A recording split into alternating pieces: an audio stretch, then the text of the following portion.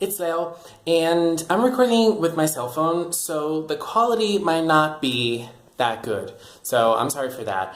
But let's talk about Precure. Let's talk about KIRAKIRA Precure, and I haven't talked about episode 11, so I really need to talk about this episode because I am so happy with this season. I really think that this season is being like great Precure season, and I think that this episode just summed my love for it. I mean, it wasn't better than episode 10 because episode 10 was like the best episode ever, but this one was really good as well. First of all, I just want to say that it's very nice when we come mid-season and then there are those great, huge episodes with epic fights and new powers, but this time around, we had kind of a very important episode right at the start of the series, right? We're on episode 10 and episode 11, and there is already this huge fight, this very important part of the story, and I'm really hooked. First of all, I want to say that I think that one of the most interesting aspects of this season is the city that they live in. The city that they live in is kind of like its own character. The city is a character itself.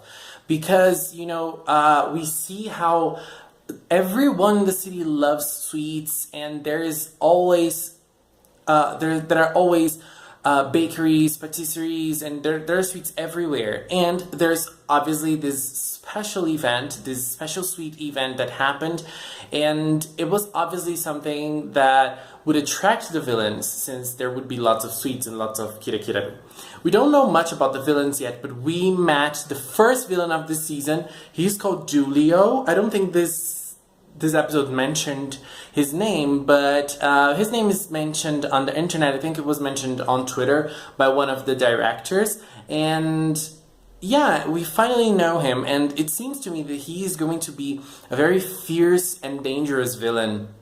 But we don't know what he's after or what he's doing. So we know very little about Julio so far. But I really like his design. I love his voice. He's voiced by Junko Minagawa. I think that's her name. She is the one who voiced Sailor Uranus on Sailor Moon Crystal Season 3. And this episode was amazing. Let's just start with the start. We had a very nice insight on Ichika's relationship with her dad, and well, I think you guys know how much I like her dad. He is really a daddy, and oh my god, that okay. And right, it was very nice because it wasn't something that I would call original, because there are lots of stories that focus on this type of relationship when someone who used to be a child is growing up and turning up to be a teenager, and the father or the mother, they start to lose the intimacy that they have with their children. And that might be, for some parents, that might be something, there might be a turning point in their lives, because it's a very big change, and I think that was a very nice situation in the whole episode. I think that it was very nice. It was nicely done, and I loved how her father was worried about her and worried about what was going on with her, the changes that Ichika was going through.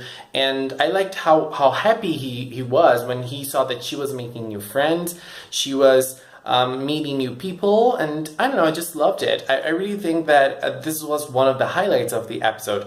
And I actually liked how her father fought one of the monsters. It was very interesting, and at the same time he was trying to protect the cake, and at the end he was saving the cake for Ichika to eat with her friends, and he sees the cake as a part of Ichika because it's like something that Ichika loves. And we know that Cure Whip kind of is represented by a shortcake, by Ichigo shortcake, so it's very nice. It was a touch that it was kind of emotional to me as someone who is watching the show, and for someone who is liking the characters. And so I think that this was a very nice touch in the episode itself. And another thing that I loved about it was obviously Yukari. How can someone not love the best Precure character ever? Come on, everyone was there working hard, and then she simply appeared without her Kirapachi uniform, and she was just there, and she appeared, and she didn't even try to help the girls. She just went down under the parasol, sat down, and relaxed. Bitch, I ain't here to work. You know, I love her attitude so much. She is so nice. And the interesting thing, another interesting thing was that she came on late, but there was a reason for that. She purposely went late so that she could attract more customers. That's how popular she is. And she was able to attract more customers, and then obviously her own fans, right, her own followers, and Akira's followers as well. That was very nice. And I think that it was nice because we had a small scene with the girls, and they were able to fit in their personalities very, very well. You know, we had Aoi with her loud attitude, we had Himari with her shy attitude, we had Akira with her gallant attitude. Everything was shown, and the characters were not hidden. And when it comes to the fight, I think that the fight was very fast. It could have been a little longer. I can't complain about the fights in KIRAKIRA Precure, but because they're fighting a lot, right? The fights in the episodes are very intense, and I think that we had a little scene of each girl fighting that was very nice. We had even a scene of Ichika's dad fighting that was also great.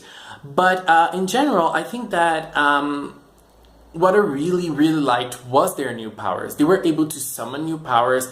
It was something kind of epic with everyone helping them. Everyone was into the situation, and oh my god, that was really nice.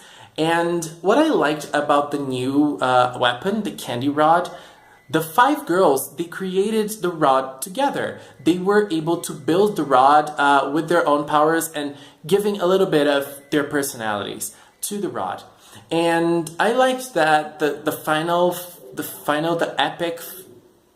epic power was actually a big cake, and every girl participates in a different way, and that is amazing. I really, really liked the power, even though it's very long, but I think it's great. I love the background colors, the green tone that it has. I loved it. And I think that this episode is so good. This season is going to be the best Precure season ever. I don't know. It might be a stretch, but I think that it's going to be the best Precure season ever. I hope that you guys are liking this season as much as I am. And I really hope that you guys are enjoying it. I really hope you guys are having fun with it, because ultimately that's what Precure is about, right?